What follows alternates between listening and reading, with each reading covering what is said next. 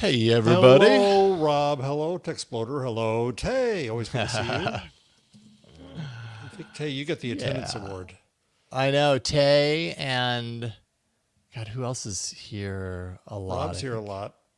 Yeah, Rob, you're here. Well, I said hello to Techsploder. Hi, Jason.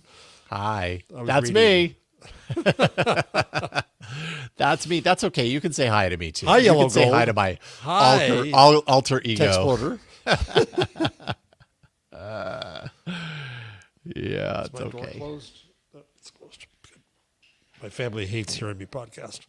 Oh, really? Oh, yeah. They don't learn a thing or two every time you do a podcast? Oh, God, no. Okay, so let's see here. There we go, Daniel. Yes, I was looking for you too because Daniel's here a lot as well.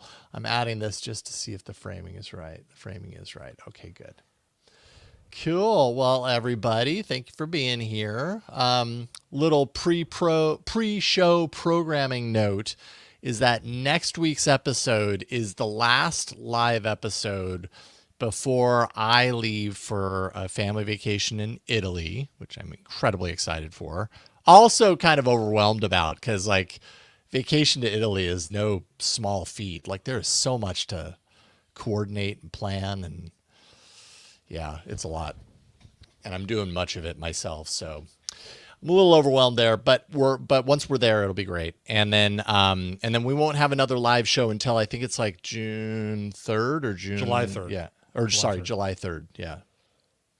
So there will be 3 weeks where we do not have a live show, but we will have 3 weeks of episodes. I'm going to set them up as a premiere. So if you like to be here for these, the live stream, and it's part of your like schedule and everything, you can still do that. There's going to be a YouTube premiere for it, and y'all can chat amongst yourselves. I won't be there for the premiere, so I apologize, but I will be on a vacation with a family, so I want to give it my full attention. I'll be with you in spirit. So yeah, there you go. We're recording some good shows, so. Yes, indeed. We have some really great stuff planned in advance, so they won't be as newsy. They'll be a little bit more evergreen, but we've got stuff coming. So, because Jason does not want to desert you all. No, it feels wrong. I'm so used to not allowing that to happen. You know, anytime I worked for either CNET or Twit, it was like, oh, we're not going to be there that day. Can we do a pre-record? And I think over time, Twit kind of loosened up on that a little bit, but it was definitely that way for so long that it's like ingrained in me. So, okay. Well, we are 6 minutes past the top of the hour, and we've got a ton of really great stuff to talk about. So I'm going to go ahead and remove you from the stage, Jeff. Bye. Bye. Back in a second. I'm going to go ahead and remove the chat from my screen. That doesn't matter to you because you didn't know whether I was looking at it or not. And I'm going to play a little video that starts the show, and then we will be off to the races. If the races was really a podcast about artificial intelligence. Okay, here we go.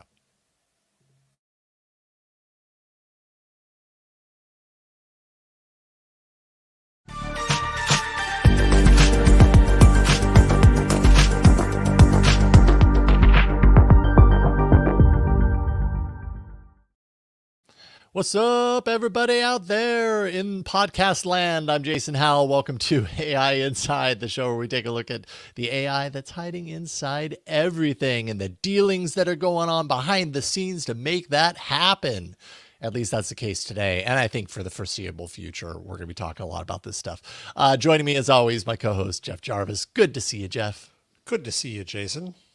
This is Jeff's pre-funk to This Week in Google's AI section.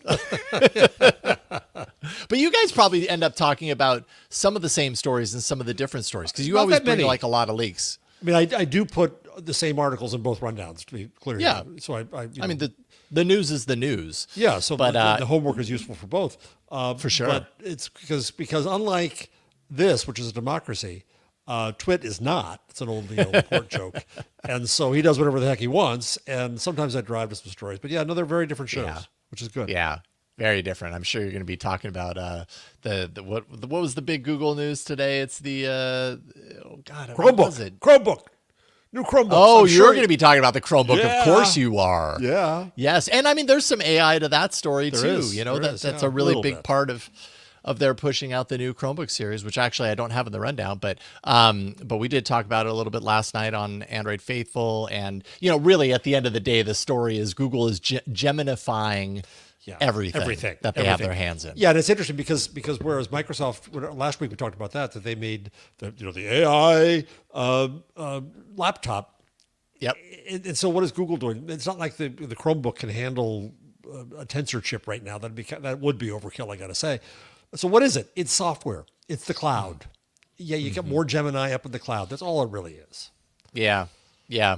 We, God, what was his name? Now I'm suddenly blanking. We actually interviewed from the Chrome OS team. I'm dancing while I look this up. John Miletus, who's the VP of Chromebook on Android Faithful on this week's episode. And that was actually a question that I asked him, Jeff. I was like, so at what point do Chromebooks require an MPU, some sort of like, you know, dedicated chip like a tensor chip? And, you know, obviously, you know, they don't reveal the kind of their future intentions, but he did kind of allude to the fact that, you know, as these systems are built out further, there might be more and more of a need for MPUs and chips like it that are dedicated to AI to be on the device, even with Chromebooks. So I wouldn't be surprised at some point to see that.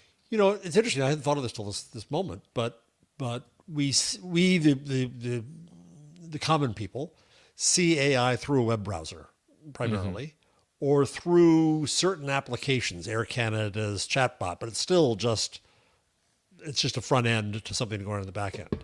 Yeah. Right. And there's a lot of talk, obviously, about more AI happening locally in phones. But I was just thinking that if you run, let's say, Linux on a Chromebook, you can do everything today that you could do anywhere else on AI because it's basically web-based and a few applications. I wonder whether anything becomes native at an application layer to these machines, which will be interesting. If new things get written for AI capabilities on local devices. Yeah. That whole industry, I don't think has really started yet. And GPTs aren't it either because GPTs happen in the cloud.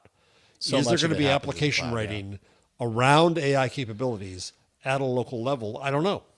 Yeah, well, I mean, we're seeing that a little bit on Android, right? Like that was a part of the announcement 2 weeks ago at Google AI, as far as Android is concerned, about how they're taking their Gemini in there because of the tensor chip and because of the onboard processors that are dedicated to AI processing. They are able to move a lot of that stuff onto the device, keeping it out of the cloud. You know, addressing some of the privacy and security features that people have and everything. So yeah, I think that's exactly what's going to happen. I think these you know, laptop OSs are going to start to go down that path too, and yeah, it's going to be really interesting.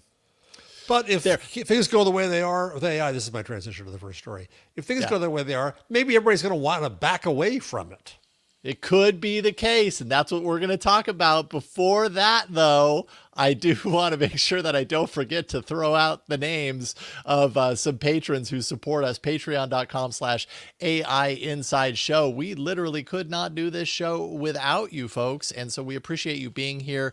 JL Revilla is one of our patrons. Also, one of our newest patrons, because I'm realizing I've been naming the people that were there from the beginning, and then we've had all these new people join, and it's going to be forever before they hear their names. We hope so. We certainly want to never run out of names to thank. We never want to run out of names, but I'm going to start going day at the end and the beginning, and you know that the pressure's on you to sign up. Patreon.com/AI Inside Show, so you can be like JL Revilla and our newest patron, Josh Wassing. Thank you for joining us, Josh. Thank you, JL, for your month's worth of support so far. We could not do this show without you. Okay, so what was Jeff alluding there? Google pushed out its AI overviews en masse in the United States a few weeks ago, and really just basically said, like, look, we know it's imperfect. We know that sometimes AI, you know, hallucinations, it's just a problem. Deal with it. And now what we're seeing is it's just becoming a constant kind of, I don't know, what do you want to call it? What is the game at birthday parties where you've got the bat and you're swinging at the thing trying to get it to... Yeah, see, my brain doesn't work all My the brain's time. not working either. You But know what I've that started thing- doing lately? So I'm going, because I'm getting old, when I'm forgetting words and having a senior moment, I'm going more and more. I'm using Meta AI because it's the easiest. What's the thing kids hit at a birthday I party? can't believe that we have to look this up, Jeff. This is so embarrassing. But this is how my brain works. You're thinking of a piñata. Yes. Why was that hard? I Why have been was using hard to it think- for that more than anything else. When I'm thinking, I know there's a better word. What was the word? It's my new thesaurus and dictionary. Yeah, okay. So then you're okay. finding It's a use. reason. Yeah, it's a use. It's a I'm very honestly- expensive thesaurus, but yeah. Yeah, totally. But I would absolutely agree. When there are times where my brain fails me, like that embarrassing moment that I just experienced on this show, that will live forever. Which you could in edit the out because podcast you're feed. the boss. Yeah, I'll leave it in You're an there. It honest deserves man. to be heard, I suppose. But when things like that happen, like there are times where I'm like, what is that word? I don't even know how to figure out how to search for that word. So then I just open up an AI and I just start typing stream of consciousness and hit enter around it, and it figures it out. Yeah, So it I think does. that's a great Which is the most logical, proper use for it. Because what is generative AI? It is the relationships of words. yes, It that's has no true. sense of meaning, which we're going to get to in a second, but the relationships of words is a perfect way to find the word you're missing. Okay, I'm going to give you all these words around it. What's missing? Yeah. That's exactly how it learns. Oh, I here's know the how to piece of play the that puzzle. game. Here it is. Yeah. Right? Right. And it's amazing at that. It's great really at. good at that. It is not good at facts or knowing what a fact is. Or telling Really, you what because- you should eat. or telling you what you should eat. Exactly. People are sharing all of these air quotes facts that aren't true, that are coming out of Google's search experiment here with AI overviews. And I mean, what's so interesting about this is like the way Google did this, they basically said, we know this is imperfect, but we're featuring it in our most well-known product for everyone anyways. And so as a result, a bunch of people who have never used AI before, who have been using Google search for literal decades at this point, are now learning that Google is saying some really wildly stupid things because of the AI. For example, adding glue to pizza makes cheese stickier. Eating one rock per day is good for you. Staring at the sun for 30 minutes is safe if you have darker skin. These are all not true. Don't do any of that. But Google's search is saying this in their AI overviews that they understand. Sundar even acknowledges, yeah, look, it's imperfect. It has a hallucination problem. Okay, but what kind of damage is it doing to you, Google, Right, when your main product that everybody knows you for is now suddenly telling people to do harmful things? Like, that's not good. Yeah, and my take on this, which I tweeted, because you tweet everything you think just as soon as you think it, is that Google blew this in the extent that they could have, when Microsoft ran on with ChatGPT and it did all kinds of stupid stuff, Google could have stood back and said, well, we're not desperate to do that. We're the company that relies on, we're the company you can trust to be right. You've trusted us for years with Google search. We're keeping that going. We're not going to put this crap on our beloved search affecting our brand. Let desperate Microsoft do it. We're different. Instead, Google screwed up in two ways. One, by screwing up its search, and two, by looking desperate, by looking like it's does look behind. desperate. It just wasn't smart all around. That's not to say that they couldn't play with it. They couldn't put it somewhere as an experiment. I mean, I have it on my search now. I have that ridiculous Gemini box to the side. It's there. But to put it on top and say, this is a reliable search for you, and act like it was going to be decent, I think was just wrong. I've been saying from the very first, it shouldn't be associated with search. It shouldn't be associated with writing articles, news articles, unaided. And I think it affects their credibility and affects their brand. And, I'm probably wrong here because every stock analyst would say, no, they've got to be on top of AI. But that's stupidity. They could have played this differently, I think. Do you think, Jason? Yeah. Do you think they had to do this? I don't know that they necessarily had to do this way. I mean, I understand that Google really wants Google. I'm imagining realized that it should have been with the wave of AI based on the work that it had done for years and years prior to, and that the public perception may have been, oh, Google, where were you? Were you sleeping on the job? Look at these newcomers doing all this fancy stuff with AI. We would have expected you to be able to do that, and you're not. And so I understand that Google probably feels like it needs to play catch up, and it needs to really go out of, and obviously this is the playbook they're running by, go out of its way to reassure everyone, no, we have AI everywhere, and it's amazing. It can do all these things. But did they have to foist it into the top of search and force people to interact with it? Like it's not even like on the search page down at the bottom. It's like at the top. It is meant to be seen no matter what. And when you take that along with some of the ridiculous things that are happening and being shared up in that space, all it does is impact trust in the Google product. Even though AI search is different than their kind of legacy search, they're positioning it in a way where it's going to be hard to decouple those things. Yep, I agree. I think it's, and right now, I mean, because we knew everybody could predict this was going to happen. It was going to screw up, and everybody's going to pile on Google. And now supposedly they're trying to erase the bad answers. They can't. And I was thinking about it. It's not as if we solved that problem, but because of the randomness built into generative AI, they can't even predict where this is going to happen. They can't stop it thus from happening. It's a cool tool. It's a powerful tool, but not for this purpose. Yeah. And I mean, and I will also say, and I think this is usually my retort on the whole search and AI thing, is that I do use Perplexity. Many would consider Perplexity to be a search, kind of a search AI integrated experience. And I suppose they're similar products in the way that Google is, taking multiple sources of information and summarizing based on your search result. And that's what I use Perplexity for. I don't encounter this kind of stuff to this degree, especially with Perplexity, than what I'm seeing, versus what I'm seeing. But are you using examples with Google? But are you maybe using I'm not using Perplexity it the same way you would use Google? Yeah. Right? You're asking it different things. Yeah, totally. Sometimes I'm going to it with a very specific problem to figure out or something. That's kind of better. Whereas if you were asking a search result where I know I'm going to find recipe sites, you're not expecting to find, in a search, you're not expecting to find recipes with rocks in them. Yeah. It's interesting that some of those sources, are from The Onion. It's just. Well, also one thought was the reason the pizza came up with glue because that's how food. I think Leo said this on Twitter last week. That's how food, photography is sometimes done. It's a trick there. But one of the other examples was an onion thing. You think they could just restrict never answer with the onion. Yeah. But one of the answers was, I think it was about the rocks. Something. One of them was an onion story.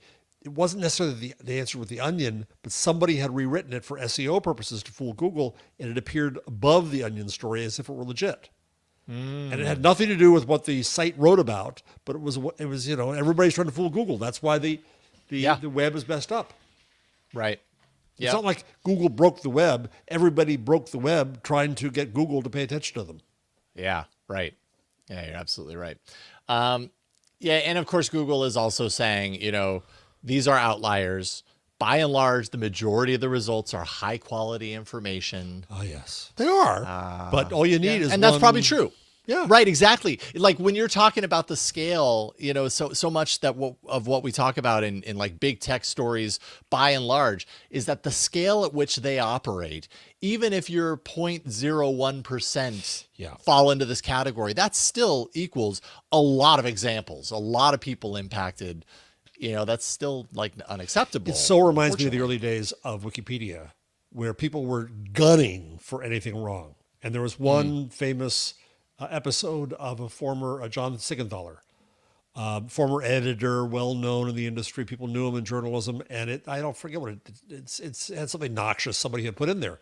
A human being put that in, right? Well, everybody for years cited that as Wikipedia is unreliable. Finally, the volume of correctness of Wikipedia outweighed Siegenthaler's bad post, but that took a long time.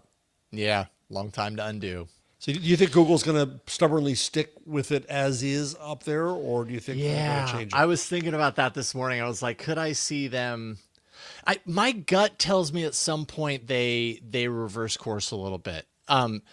If things continue to go down this route where people are continually being presented with things that are actually harmful and dangerous, which, you know, it's AI. AI is imperfect. That's going to continue happening. I don't know.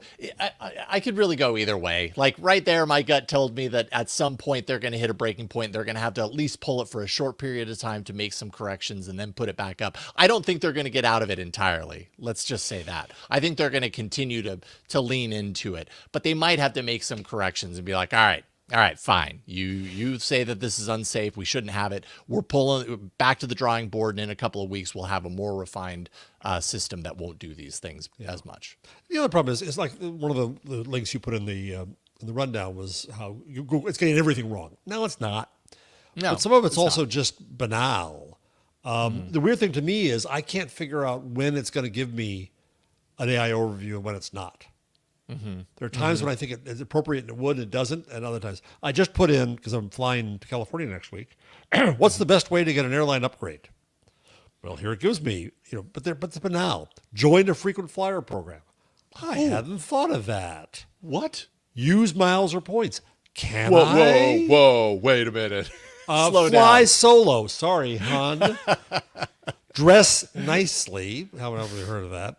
Volunteer for an overside flight and ask. It's banal, right? It's not really useful. The truth is, what it's going to do is it's going to give me otherwise stupid stories people wrote with the same stupid ideas. It's all it's doing is recycling this. There is no good way to do it. The airlines are out to screw you. And so it's just a stupid sandwich, but enough. Yeah, a stupid sandwich. I am hungry, but not hungry for a stupid sandwich. Put a little mustard on it. It'll be fine. Oh, Dijon, though, not yellow. Yeah, oh, yeah, absolutely. Absolutely. I didn't think you were a French's guy, no. No, definitely not. I mean, in a pinch, fine. But yeah. Musk's xAI announced a Series B funding round, $6 billion from investors, almost 1 year since its launch in July 2023. With the aim to, quote, bring the company's first products to market, build out advanced infrastructure, and accelerate R&D. And of course, Elon, threw in there also, something about free speech and all that kind of stuff. So there we go. Elon's going to continue with this stockpile of money to work his way toward his prediction of AGI by 2025. And and it's not just the money, right? Like there's the information had a report about a supercomputer that they're building by fall of 2025, 100,000 NVIDIA GPUs, a gigafactory of compute that's at least 4 times larger than the largest AI clusters seen today, which, wow, that's a lot. So I just... Can you imagine? Well, let me ask you this way, Jason. If you had lots of money, and you want more money because people with money get more money, and so it's not an issue of putting food on the table, you got money to play with. Would you ever, and you're not on an AI show, you're not doing this, would you ever invest in an Elon Musk AI company? No. I mean, on a personal level, I wouldn't. If I was a business person, that's just not the world that I operate in, I guess. It's hard for me to know, because on a business level, it seems like people with lots of money still take chances with someone like Elon Musk, because he does have a lot on his resume that is successful, but he's also just from the outside. Just for sure. Difficult. Right. Absolutely. No question. So Sequoia, Mark Andreessen, and Saudi royals invested. Right. I don't think you passed that IQ test. I would not invest in Elon Musk. And then all this stuff about, what he's going to, of course he's going to have, because he's all about macho. Of course he's going to have the biggest, hugest computer you can imagine. Yeah. I think we're way past that idea. I think that big is better, size matters in this stuff. No, quality and control are going to matter. And I think that Elon's coming late to that, but who knows? Yeah. Yeah. There was also kind of a little back and forth over the weekend that I paid only partial attention to because I was busy enjoying my holiday weekend here in the U.S. But Elon Musk took to X to assert that xAI is about, quote, understanding the universe, which requires maximally rigorous pursuit of the truth without regard to popularity or political correctness, to which Meta's AI chief Yann Lecun responded that xAI was driven by a boss who claims that what you are working on will be solved next year, no pressure, claims that what you are working on will kill everyone and must be stopped or paused, yay, vacation for 6 months, claims to want a, quote, maximally rigorous pursuit of the truth, but spews crazy ass conspiracy theories on his own social platform. And the jabs went back and forth and back and forth. So Yeah, that's the AI drama. Lecun also said that if it's not published, it's not science. Musk came back and said, well, what have you done? What original science have you done? Lecun came back and said, I've published 80 papers. Yeah, I've got receipts. Gary Marcus came in and said, well, publishing alone isn't enough. And everybody's going around, everybody else. My goodness. It's like a locker room. Yeah, I'm definitely on Team Lecun here, but that's fairly obvious.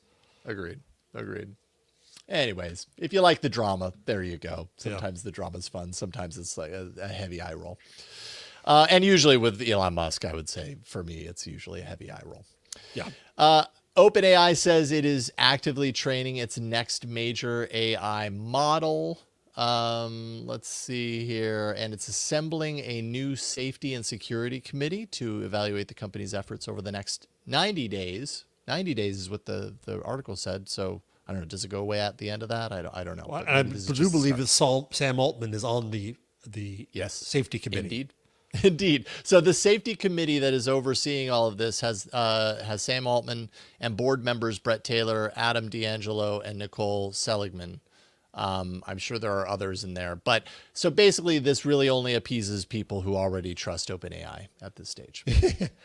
Yeah, and I will always replay now. I might as well just put it in a cart and hit play. The definition of safety when you're dealing with people who believe in AGI and doomsters is a compromised word. So I don't know what they mean when they say that they have a new safety plan or a new safety committee or who's on it and where their worldviews are. It's Hall of Mirrors time. So,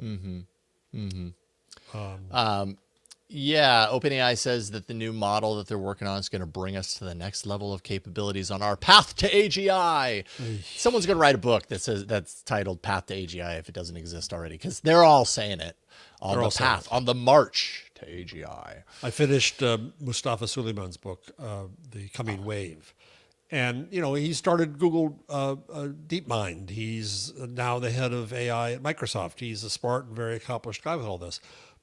But even he goes on about the AGI. I think it's among certain people, it's gospel. Among others, it's a joke. I'm on the joke side.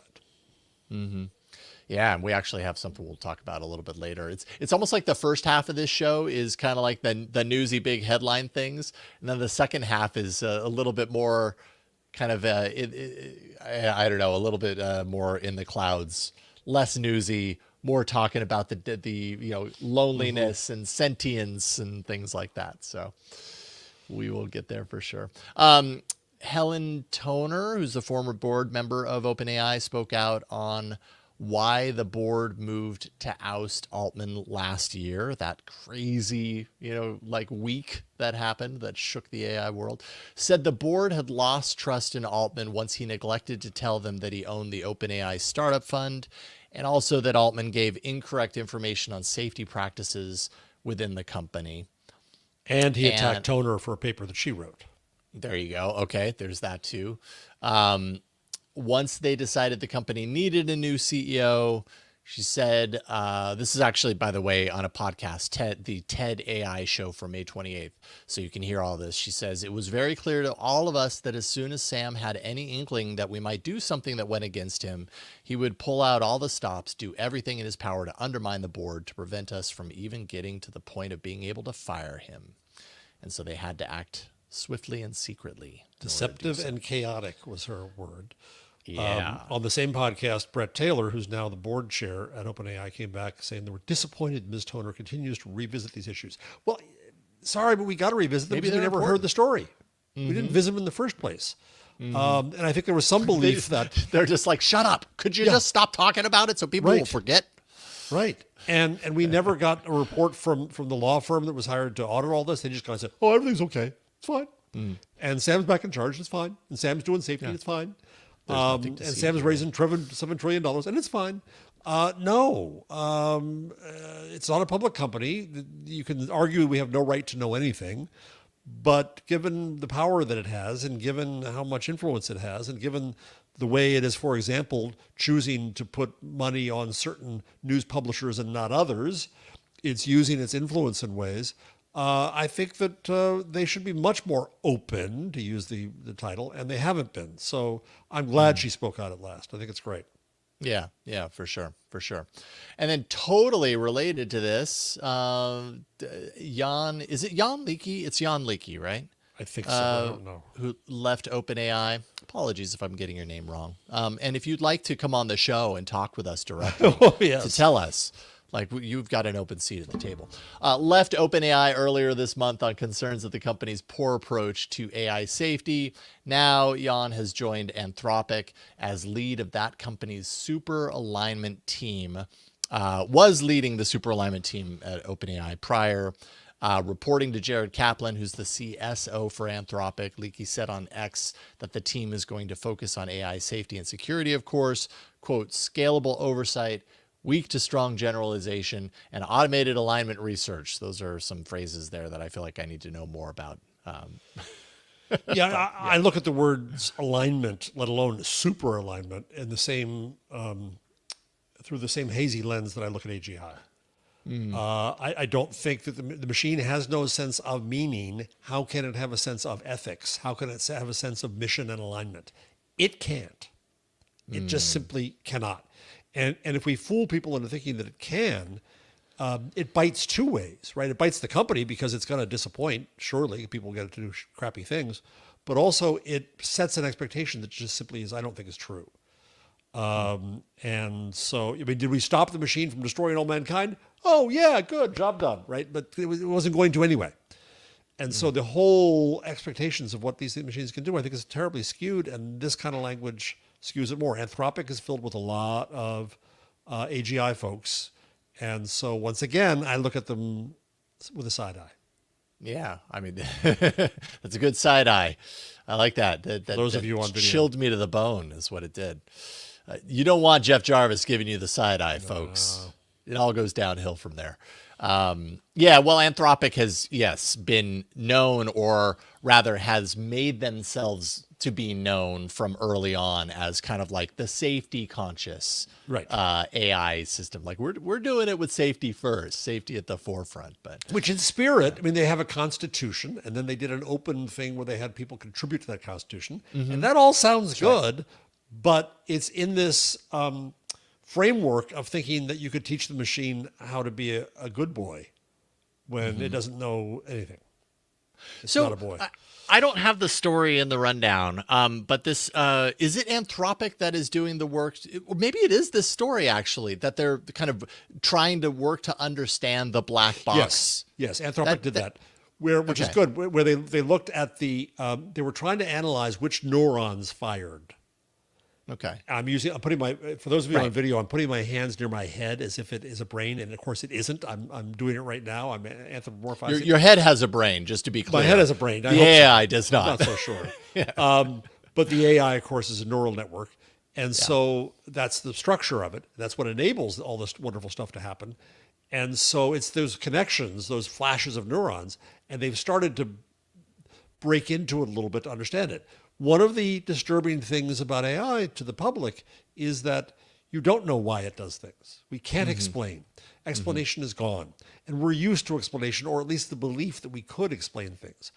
It's been a while since I've done a plug. I talk about this at some odd length in the Gutenberg parenthesis, where the machine predicts, but it doesn't explain why. It has no why. David Weinberger wrote about this, and a guy named Alex Rosenberg wrote about this. And so there's been this effort to make AI explainable. And it's not because it's so huge and you don't know where the connections are and you don't know where this goes. But Anthropic, I think, did good work here to try to start the process of saying, what can we understand about the regions in which certain decisions are made, which word to put next, how it categorizes things, the connections among things. It doesn't have any sense of meaning or topic, but it does put things together in their relationships. So I think it looked like pretty soon in the paper I was lost, but I think it looks like a good research and a good way to start going to better understand how an LLM just simply operates. We'll never fully understand it, but we can have some better sense, and then maybe there is some chance to do slightly better guardrails. Yeah, I mean that's the reason that kind of came up for me is they're kind of talking about how we introduce the concept or the idea of ethics into these systems when it's really about word prediction versus kind of like theories or ethos or whatever. And does understanding how the black box work, does that actually explain things in a way that looking at a line of code gives us an idea of how we can go in there and we can change things so that we get it to do the thing exactly the way we want it to? Does understanding the black box give us this similar keys? As you're talking, Jason, with something like ethics, I think I would say maybe it's more. Now I've lost another word. I'll have to ask meta.a what this word is. After somebody dies and they look back at stuff, whatever I'm trying to think that word is. Chat room, can I come up with this word? In retrospect? Well, yes, actually, that's fine. Where maybe if you could record all the flashing in the neural network and ask, why did this in past tense answer come out? Maybe you could back up a little bit better. I'm dubious about being able to go forward and say, can we prevent certain things from happening? I have my doubts about that. Yeah.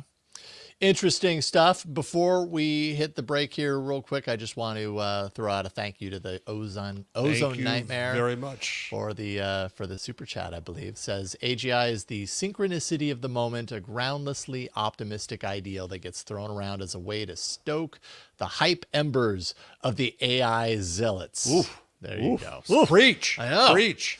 Did you run that through an AI to copy edit? Good stuff, Ozone. Thank you for the dollars. Really appreciate that. All right, we're going to take a break, and when we come back, we're going to talk a little bit about Apple, because why not?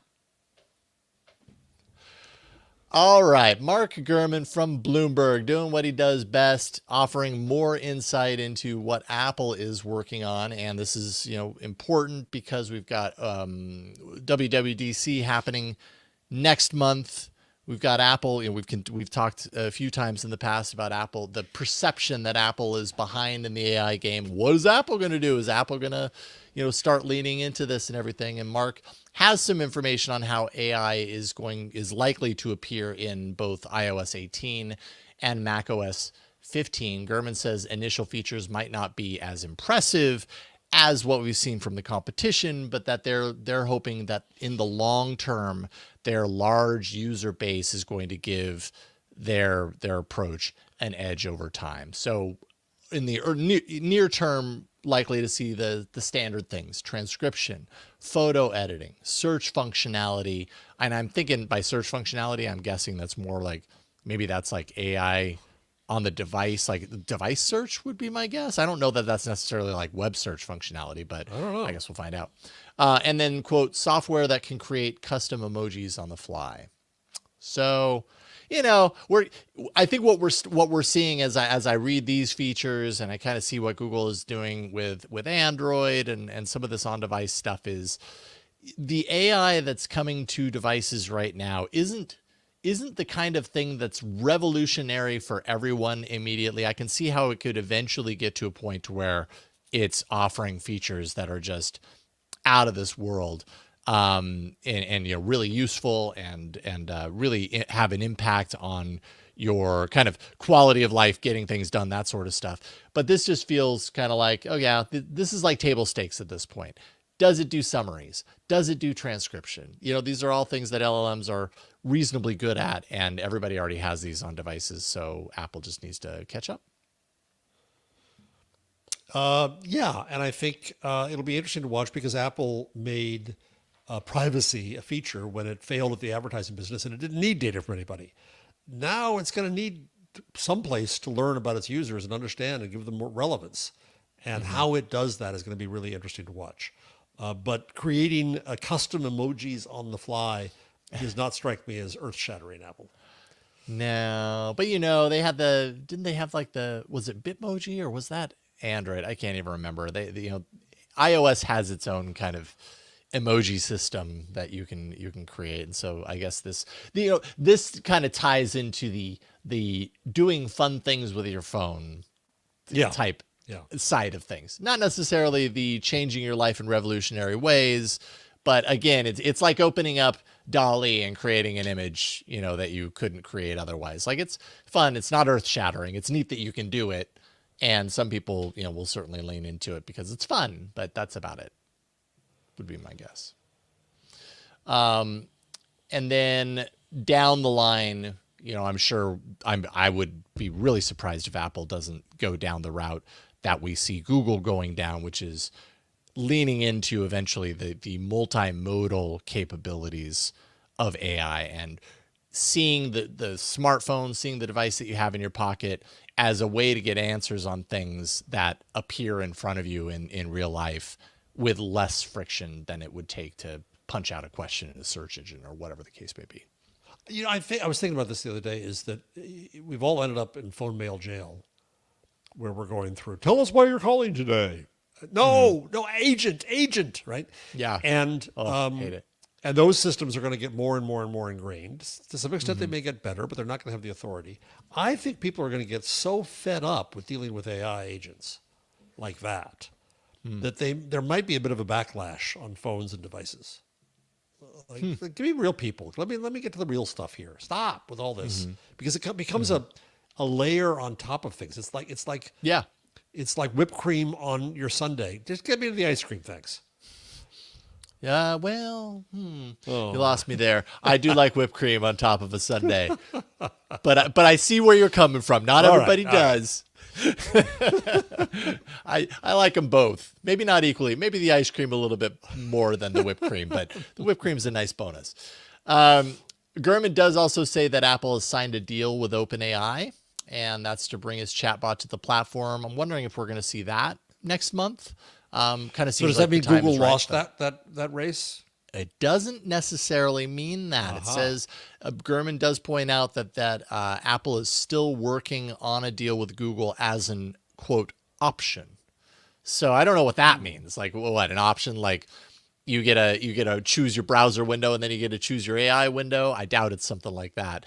As a fallback, maybe it's because Apple feels like they need to protect themselves and not put all their eggs in one basket, and so figure something out with multiples, and then you're not totally locked in if OpenAI goes totally off and does something really, really stupid. It's amazing. The money is flying around here in weird ways. There was just a story right before we came on, related but not. OpenAI did a deal with Vox and The Atlantic to give them money for content. And we have before that the Associated Press, the FT, News Corp, Axel Springer, right? They've all got money. And in this case, the money's going, I presume, the opposite way, where OpenAI gets some money from Apple, though who knows? I don't think it'd be very much because OpenAI wants the positioning. That's true. And in the news part of this, it struck me as, does OpenAI need Atlantic thumbsuckers? No, not to train and not really to serve. Why are they doing this? They're doing this for lobbying and PR. Don't sue us. Don't legislate against us. Don't lobby against us, right? And meanwhile, if you're going to give money to news, the place that needs it more is local news. The kind of specificity of news the users are probably going to want would come from local news, but that's not who's benefiting here. And so it's a weird kind of pre-bubble time when money's going in all kinds of weird directions, but I'm not sure in the end it's about actual value. Yeah. That's so we'll see. I mean, I have no idea we'll never know between Apple and OpenAI what the deal is that they're having, but it's a little hard for me to really figure out who benefits more in that deal. Well, yeah, and is kind of talking about what I mentioned a few minutes ago as far as Apple being seen, or that perception that Apple has been lagging in AI, and then going back to the beginning of the show where we're talking about Google and the perception of Google lagging in AI, is a deal with with OpenAI. Yeah, is that kind of a deal with the devil for Apple? Like Apple admitting like we would Right. love to be in control of this destiny, but we can't and we don't and we aren't.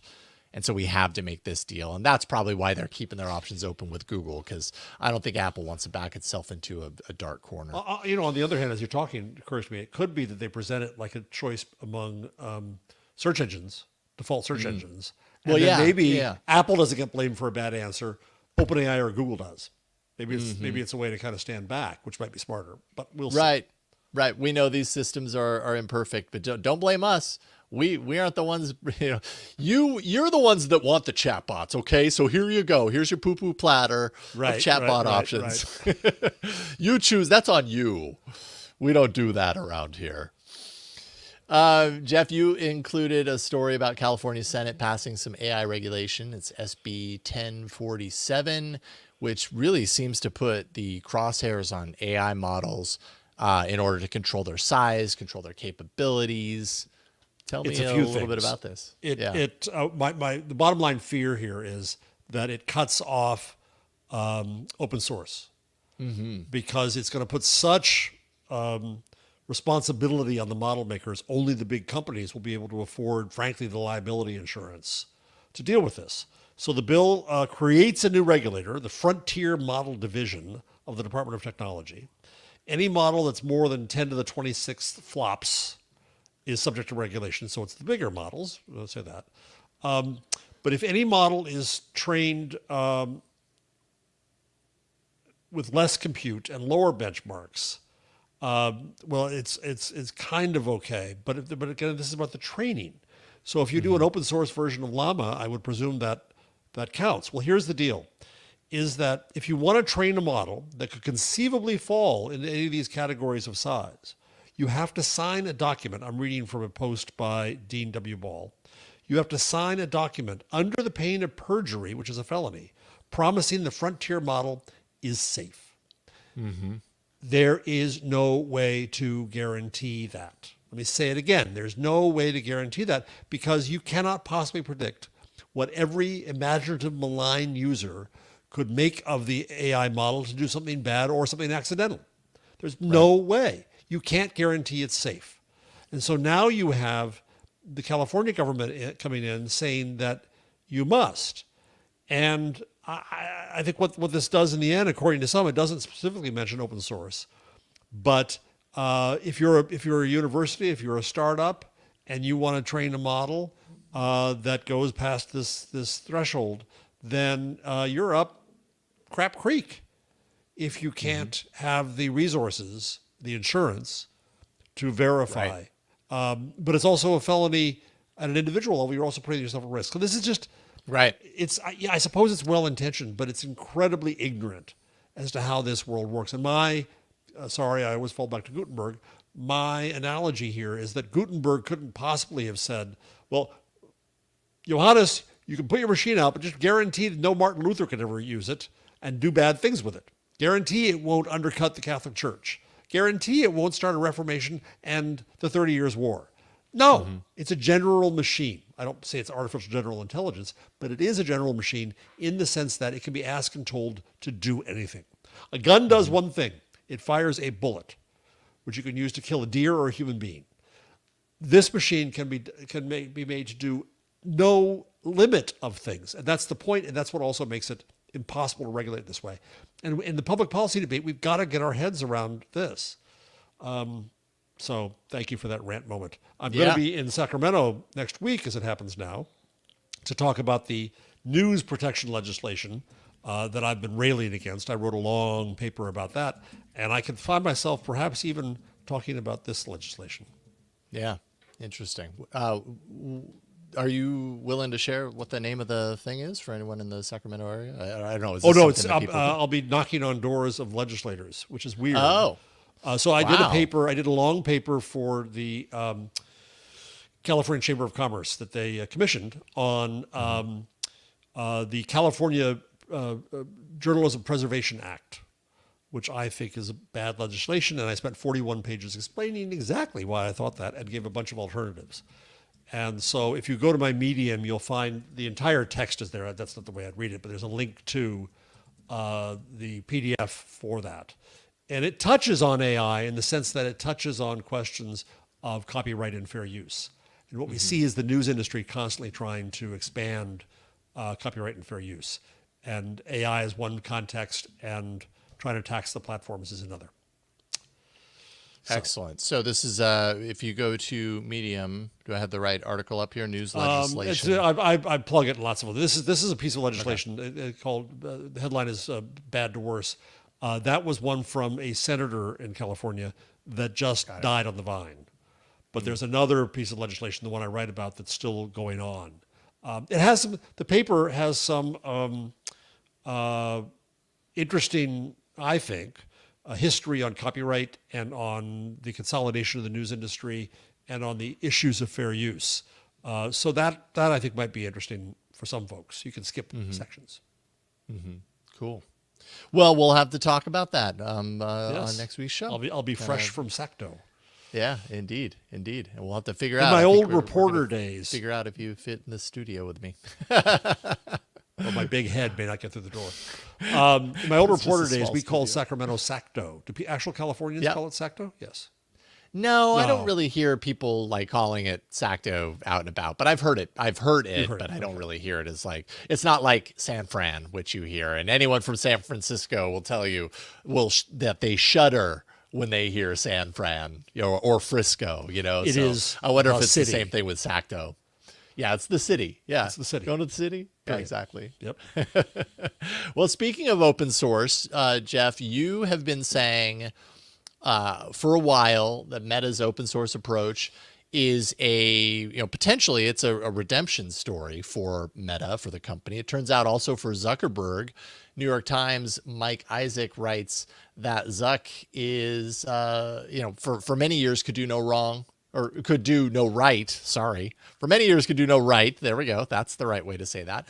But now, by open sourcing Meta's AI and making it freely accessible, he is becoming an AI champion. It's almost like a glow up or a Zuckassance, as he puts it in the article, which is a weird word.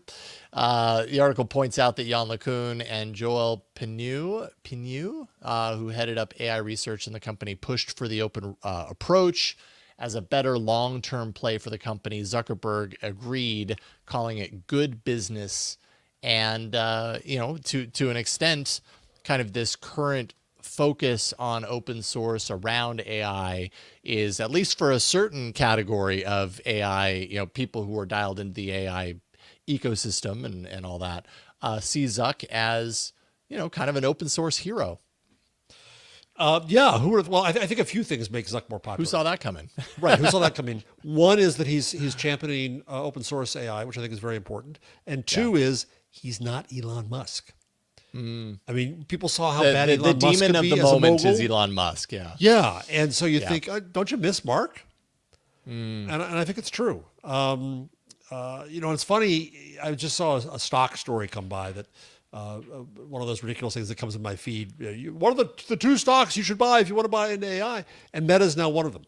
So he's really made himself into an AI company, even though it's now named Meta. But so I think this has been a clever strategy. Open source hero, Mark Zuckerberg. Plus, he changed his wardrobe and his haircut, and that helps too. Yeah. I've seen some clothes recently. He's looking pretty dapper, depending on the situation. See, I idolize Mark Zuckerberg now. Mark, you're my hero. Got to make some room on the wall for a Zuckerberg I don't think poster. that'll get you many drinks in the bar. No, I don't think so either. And AI as a cure for loneliness. And what did you think of this? Well, I think it can sound kind of counterintuitive or maybe even a little dystopian. But this Guardian article was, I think, a really interesting read in kind of sharing the alternative view, which is, that loneliness right now worldwide, at least the article makes the case that worldwide loneliness is an epidemic, and that people are craving human connection and not getting it from humans a lot of the times. And so the article talks to a lot of people, some professors, some researchers, to kind of illustrate that their interactions that they're craving, they might not be able to get it with that interaction with humans, but they might be able to get something along those lines with an AI. It's not perfect. It's not going to be a truly human interaction, but it might help them feel less detached. It might help them practice the skills that would bring them back into human contact. And I don't know, like I get where it's coming from. I do think that for some people, this would make a lot of sense. And for some people, that doesn't matter how much sense it makes for anyone else. They're going to look at this and they're going to say this is horrible for humanity. And I don't think you can make everybody happy in this regard. Yeah, the story kind of disturbed me a little bit because it is the ultimate anthropomorphization that that's true. This machine is a companion. But Right. people are. I'm not sure I buy the idea that we have this epidemic of loneliness. That was one question I had. Like, where does that come from? Yeah, you know? and so I'm not necessarily buying that. Certainly, are there lonely people in the world? Absolutely. In a sense, I'm being wrong because a novel can make you less lonely. Music can make you less lonely. A good movie can make you less lonely. In that sense, it occupies your mind. It connects you with ideas and creativity and so on. So maybe it's okay. I just watched a presentation by Lev Manovich, who's a brilliant digital humanities artist at City University of New York. And he's doing a lot of work right now on AI and aesthetics. Yeah. And he said something really interesting. He said that 250 years ago, art, and maybe longer than that actually, but a few centuries ago, art and creativity weren't necessarily connected because there was one creator that was God. So the artist was not the creator. The artist was a vessel, right? Mm-hmm. And that's a very different way to see the world. And so the way he was asking that, believe it or not, this is relevant to AI in 1 second, where he was saying, we ask whether AI can be creative. Well, define creativity. Our whole sense of creativity has changed as a society over the last few centuries. So I suppose one could come to the same sense of companionship. But if your AI sounds like Scarlett Johansson, don't get too attached. You're going to lose it when she sues. Yeah, you're going to lose it. Yeah. Might never come back. She's going away from you. There was one interesting quote before we get to our last story that I thought that just kind of made me pause and kind of think a little bit. Professor Tony Prescott in the article said, although AIs cannot provide friendship in the same way as other humans, not all relationships we find valuable are symmetrical. I was like, well, that's true. Like, you know, we don't absolutely look at every human in our life through the same lens and that they have the same role that they play. And to that end, that's where when I was reading this article, I was like, okay, I can see that, right? Like, it might not be the one-to-one, you know, this is a replacement for a human being, but it might be enough of a needs filler or whatever you want to call it, to make someone to kind of satisfy what that someone is looking for. And maybe there's some good in that, you know, to have that option. I mean, I'm not a gamer, but isn't that awfully true when it comes to games? I don't mean multi-person games, but I mean a single game where you play something and in a way you're interacting with the creator of that game. Oh, for sure. Yeah, no, that's a really great point. Yeah. But what did people say about kids in games? They're not really dealing with real people. Oh, no, it's going to skew their worldview. It's going to mess them up. Yeah, they're going to be isolated. No, you're interacting with something. You're stimulating your thought. For sure. Okay, I could see a sense of companionship that I can get my head around begin there. Mm-hmm. Mm-hmm.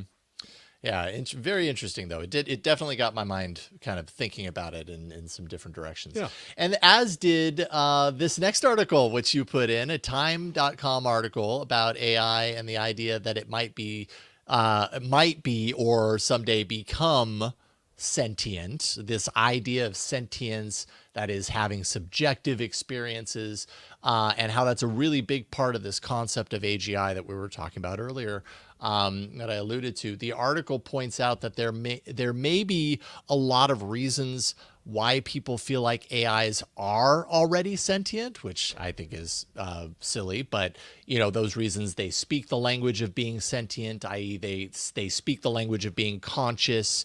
If a human says, I'm hungry, I have no reason to doubt them, even though I don't see that hunger with my own eyes. So why would I doubt it when an AI says it? Could be true here, but the article says this is wrong for, I thought, a very valid reason. This was a really good kind of like mind twister for me, but and it's very obvious, right? LLMs know how to string syllables together to express something like I'm hungry, but they don't actually have the physiology, no body, no chemistry, no machinery that relies upon food in order to live or survive or, derive happiness or whatever. They don't have the required physiology for that kind of awareness to be valid. And again, it sounds so obvious. To our reality. Right. Right. It sounds so obvious. It's like, well, yeah, duh. It's a machine.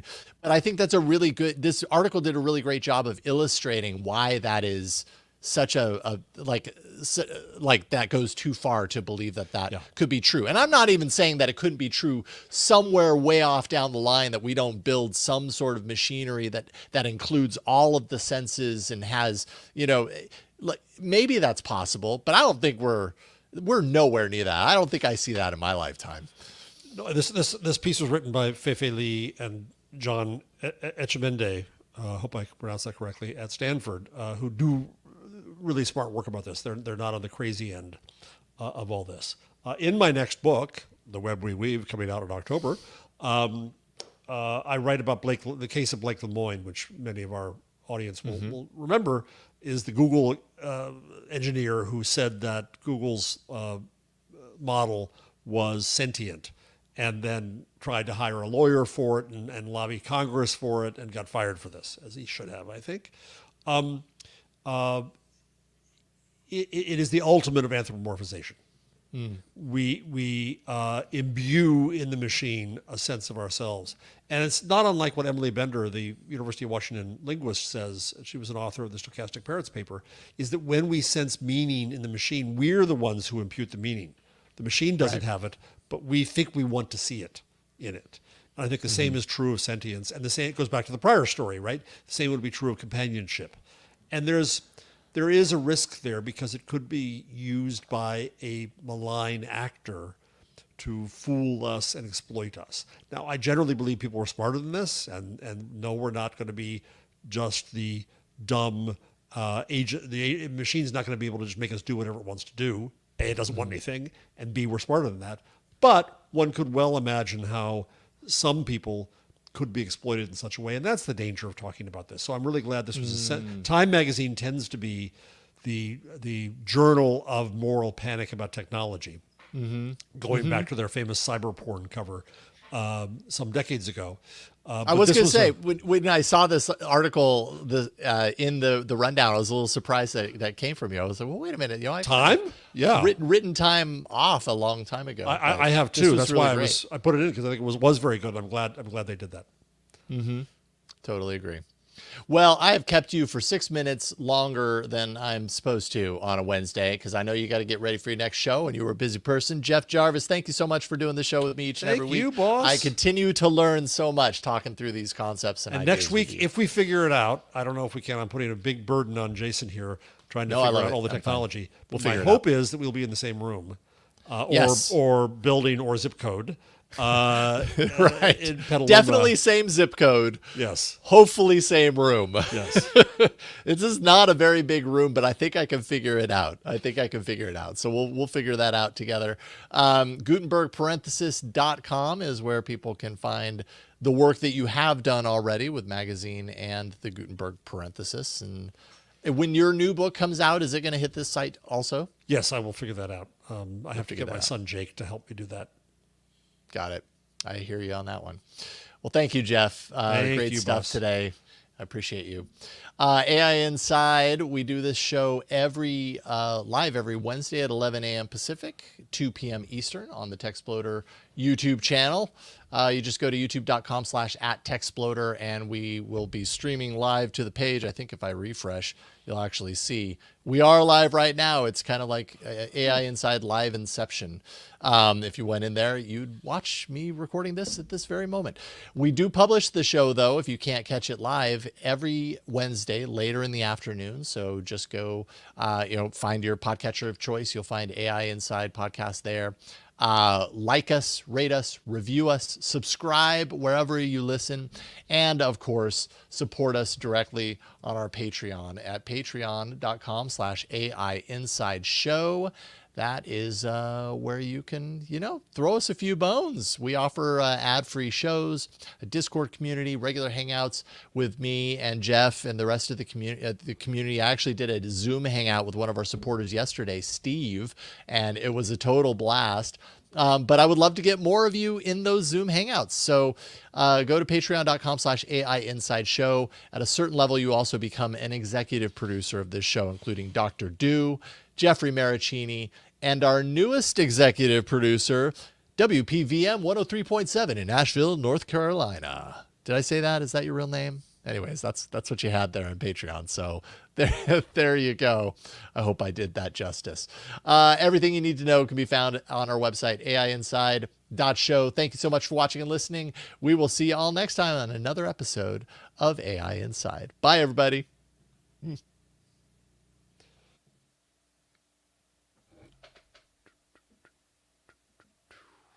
Okay, and done. There we go. Okay. I will ask Leo and Lisa whether I can use a room at Twit if need be, so that we can just as like a fallback. It's fallback. I think it's a fallback. That's probably a great idea. Okay. But I really think that I can do it in here. I think the challenge that I'm faced with is not, can you and I do an episode here in person? But the guest. It's more, how can I do that and not have it be weird with a guest? And it might actually be fine. Like if I have a laptop on my lap, I can probably do everything I really need to do. So it might be okay. But I'll play around with it a little bit. Yeah, I'll be leaving Sacramento early, so if we want to do anything to make sure that we can do it the other way, let me know. Okay. All right. Cool. Good. Thank you, Jeff. See It's ya. Fun times. All right. Take Have care. a good afternoon. Thanks, Good travels. Oh, I gotta wait. Bye. Oh, that's right. I always forget about that. Okay. Everybody watching and listening, thank you so much. Thanks, everybody. So great. Really we had appreciate it. we had such an involved and active chat. We had a lot of people watching live. We got some super chat going. Y'all are great. Thank you for being here. We appreciate you, and we'll see you next time. Bye, everybody.